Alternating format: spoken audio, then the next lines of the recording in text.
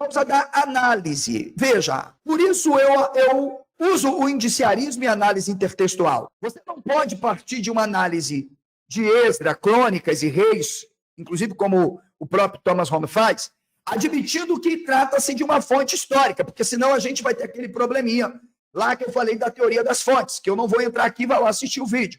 Sobretudo do que de Van Housen, de Knopf, entre outros nomes. Teoria da complementariedade, teoria da fragmentariedade, entre outros.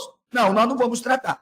Portanto, eu preciso admitir que só existem duas formas para se entender o texto bíblico. A primeira é Itzleben, dentro do seu próprio texto, de assentamento.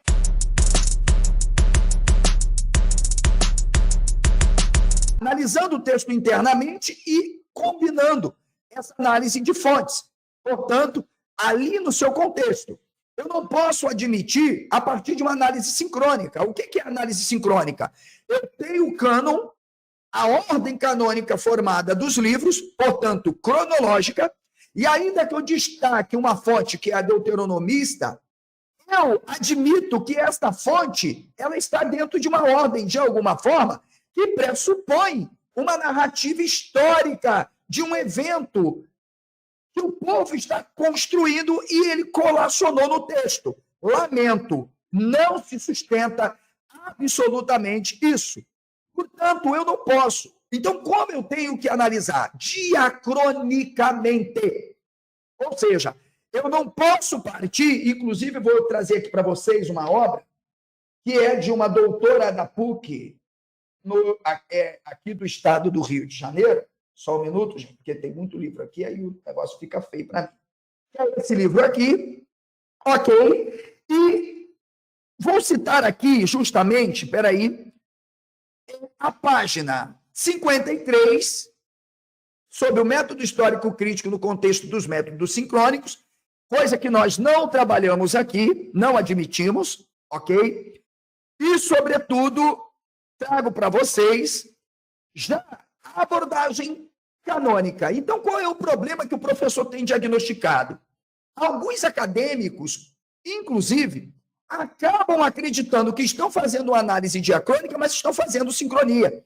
Por quê? Porque ao admitir que este texto, sobretudo, tá, ou essa fonte deuteronomista é uma fonte histórica e que agora está, vamos dizer, admitida por uma tradição do exílio, trata-se de uma história real, não tem fundamento. E aí eu concordo com o Liverani e com Israel Finkelstein. Não tem fundamento. Ok? Então, dito isto, vamos entender o que o próprio Sabatiero vai falar sobre os grupos que interpretam nas escolas teológicas desta forma. O primeiro grupo, Sabatiero destaca como fundamentalista. O fundamentalista, ele aplica um tipo de leitura que identifica a palavra escrita com a palavra divina. Ou seja, ele já pressupõe, ele até tenta entender a historicidade, mas para essa interpretação não se pode, de fato, negar, olha só, de que por mais que o texto trate de intervenção ideológica e de um pano de fundo histórico-social, a Bíblia é a palavra de Deus, a narrativa, o texto, ele é divino, inspirado, e ele é o que é. E, portanto, acaba, então, diluindo a historicidade do próprio texto e a sua consequente fragmentariedade. Portanto, é possível que você acredite que alguém está fazendo uma análise sincrônica para defender uma certa teoria ou hipótese, mas ele está fazendo sincronismo, principalmente quando afirma que um determinado texto, como o de Crônicas e Reis, sobretudo, que está bebendo nas águas do pós-exílio com Esdras e Neemias, trate-se de um texto oral que a tradição preservou para contar uma história verdadeira de um templo. Não cola. Lamento, é vergonhoso. Não tem fundamento. E, portanto, essa forma de análise acaba sendo denominada na pesquisa como a fundamentalista. Tudo bem? Então, isso determinado pelo próprio Sabatiero. A outra forma E a outra categoria é a conservadora. Ela é a denominada tradicional. Atualmente, esta conservadora, que ela está quase ali ligada com a fundamentalista, tá? Ela é considerada predominante no mundo religioso cristão protestante, ok? E a sua hermenêutica é quase idêntica à fundamentalista. Significa, é possível que você leia alguns autores como Thomas Homer, Mark Smith, entre outros, entende? E você acabe percebendo ali, de alguma forma, uma abordagem tendenciosamente inclinada para esse sentimento, para essa visão, um tanto de sacralidade do próprio texto, ou, de alguma forma, de uma hermenêutica, que guarda uns extratos ainda típicos conservadores. Por quê? Porque está se fazendo, além de sincronismo ou sincronia, está se fazendo um anacronismo de fontes. Entende? Agora, resta que os amantes de certos autores vão querer me dar carteirada e vão dizer, porra, quem é o José para poder falar isso? Faz o seguinte, meu queridinho, marque um debate com esses autores comigo e arrume um bom tradutor do inglês. É simples. Tudo bem? Pronto. Vamos lá para essa categoria devocional. Evidentemente, essa categoria ela elenca uma atitude hermenêutica similar à das atitudes fundamentalistas e conservadoras. Veja, parece que não é igual, porém possui propósito bem distinto com relação à leitura da Bíblia. Ora, então eu identifiquei aqui para vocês 3 formas de leitura e de análise da Bíblia, do que se chama acadêmico, ok? Mas qual é, de fato, a forma de abordagem e leitura da Bíblia? Sem falar de fontes, hipótese documental. É aquela que, de fato, parte da análise histórico-social por meio do indiciarismo, onde compreende que se eu não tenho suplementos arqueológicos que podem dizer para mim, seja epigráfico, seja iconográfico, artefatos arqueológicos, ok? Ou mesmo um documento escrito, como colacionado de um códice, Leningrado, por exemplo, Alepo, entre outros. Não vou nem falar versões. Se eu tenho claramente isso ausente do meu cenário de pesquisa, eu não posso, a prioristicamente, afirmar que uma narrativa, como, por exemplo, que eu vou mostrar agora para vocês, ela pressuponha, de fato, uma memória histórico-traditiva, ok? De um texto que circulava, porque é isso que Thomas Homer diz. Ele defende a hipótese, querendo ou não, de que o texto que foi achado da Torá não era a Torá, mas era um fragmento da Torá, um rolo. Mentira! Não tem fundamento. Não era e nunca foi. E eu vou dizer por quê. Porque a palavra, a tradição que é pós-exílica e não tem nada antes disso, ela deixa claro que se achou o rolo da Torá. E, portanto, o campo correlacional cognato-semântico para o uso de Sefer HaTorá refere-se claramente ao livro da Torá, e não uma simples porção, porque havia uma diferença entre um texto da Torá, eu poderia falar de Metugalem, ok? Ou simplesmente um rolo. Portanto, veja, a palavra para rolo da Torá, ok? Para livro da Torá, tanto no grego quanto no hebraico, no hebraico Sefer, o grego vai traduzir como tá a Bíblia, não pode ser entendido, por exemplo, como, vou dar um exemplinho para vocês, uma porçãozinha, por exemplo, ali do Decálogo. É vergonha, e me desculpe, não tem fundamento, não tem fundamento. Podem não gostar quem vai atrás dessa hipótese, ok? Então, dito isto, vamos entender primeiro como nós vamos operar essa análise em relação ao tempo de Salomão. Primeiro, você tem o senso bíblico comum, ok? Não apenas relacionado ao templo cuja construção é atribuída a um tal Salomão que não existiu. E aqui eu vou trabalhar algo interessantíssimo, senhores. Eles não viram. É justamente a correlação cognato-semântica utilizada pelos judeus da tradição da Golá, ou seja, pós-exílica, para o conceito de um reino de paz, que é um reino de paz que foi instituído por Ciro e não por Salomão nenhum. Ciro é aquele que é chamado, inclusive, como o rei da paz. Isto mesmo, Parás Shilomá, da paz, ok? O rei persa da paz. Em hebraico seria Meler Shilom ou Meler Hashalom, por exemplo, usando uma forma construta, ok? Então, primeiro, essa primeira forma de análise, com base do senso comum, vou te mostrar um erro gravíssimo. Ela parte de uma análise que toma os relatos bíblicos, primeiro, como fatos históricos. Por isso, Thomas Hobbes, de alguma forma, faz o mesmo. Porque se esse relato é um fato histórico, logo eu levanto a hipótese de que, por mais que o texto não descreva a história, ela pressupõe um fato histórico. Então, eu dou legitimidade que Josias existiu, eu dou legitimidade que Salomão existiu, e que o tal Davi, que na verdade é o amado, termo cognato trabalhado semântico claramente de David ou Dodli, que significa simplesmente meu amado, termo pelo qual Ciro também era chamado como rei da Pérsia, amado de Marduk, amado do povo, e a tradição pós-exílica.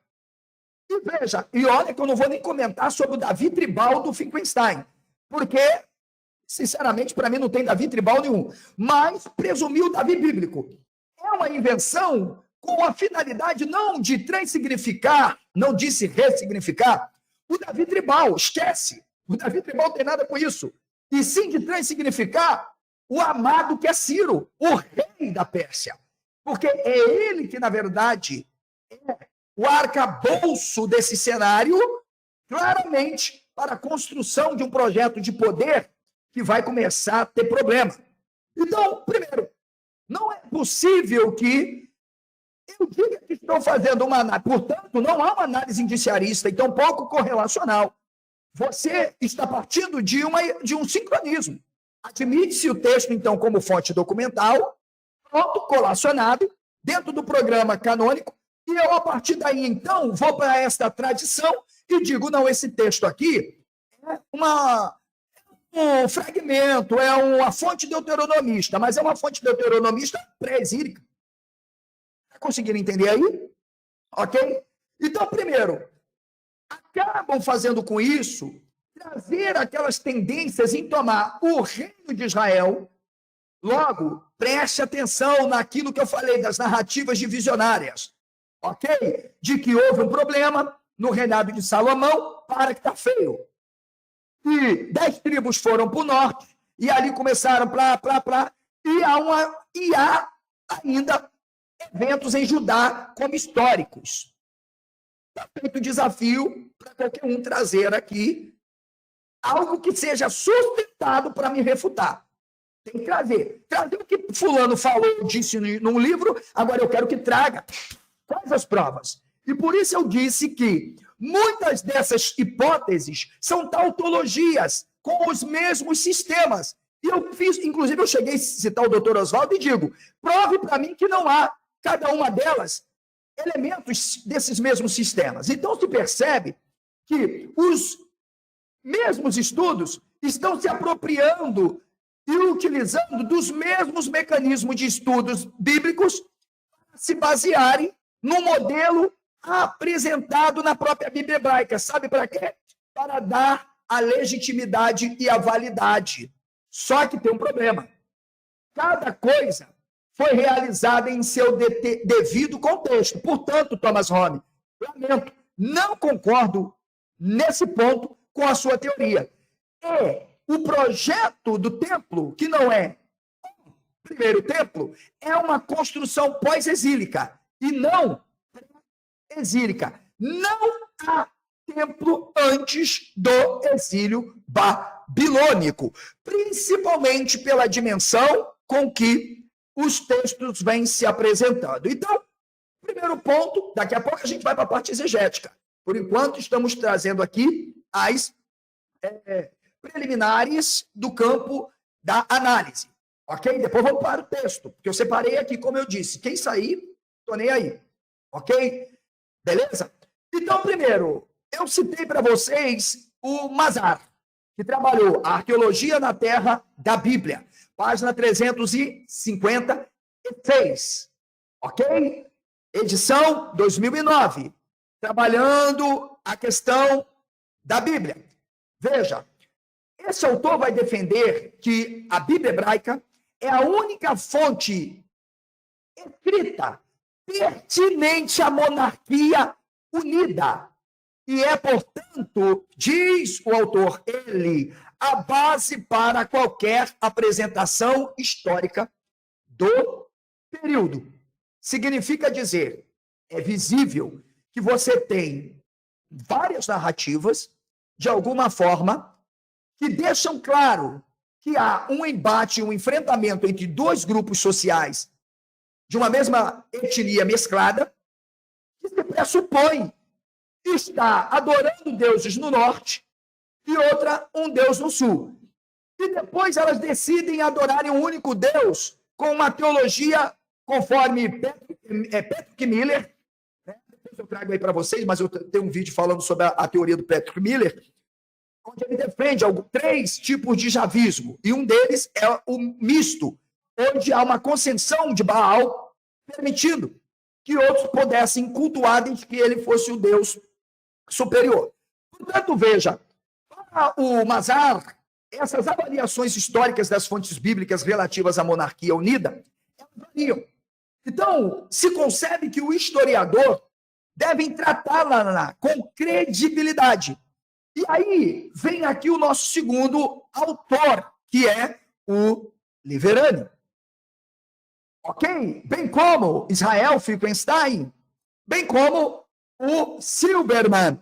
Veja, eles desmentem Mazar. Significa, inclusive, comprometem Thomas Hobbes. Ok? Por quê? Porque eles trabalham uma linha de questionamento e de raciocínio que vai na contramão disso. Por exemplo, trabalha-se a ideologia da dinastia davídica e do poder real, pressupondo claramente toda uma assimilação e experiências vividas por este povo, ok? A partir de uma teologia salomônica, e não uma história salomônica. Entende? Ou seja, presumindo um tal Davi que não é Davi, e aqui, portanto, entenda-se um Davi tribal que nada tem a ver, porque não se pode falar. Lembrando que eu trabalho o conceito de Meller, rei, reinado, Malká, entre outros, destituído de sua, vamos chamar, gramaticalidade. Por quê? Porque o termo ele tem um amplo campo semântico. Veja, rei, na verdade, era aquele que estava estabelecido sob uma nação e não sobre um território específico. Portanto, sobre o território era um governante. E a palavra reino, malar, também é usada para governar. E Meller também para governante. Então, portanto, não é possível falar de um rei. Por que, professor, não é possível? Porque ainda não há uma estrutura jurídico-política formada antes do pré-exílio. Portanto, pergunto, cadê o rei? Bem, primeiro ponto, é preciso o palácio, porque se tem rei, tem palácio. Templo cultico não é palácio, era algo à parte do palácio do rei. Portanto, não temos nada de se dizer sobre templo e rei. Apenas se governar. Mas se pegou a palavra Meller, por exemplo, diluiu-se todo o campo correlacional, cognato, semântico, para dizer que a palavra Meller designa, então, rei. Não, não, não. Portanto, primeiro, A ideia de Meller para rei, ela é consignada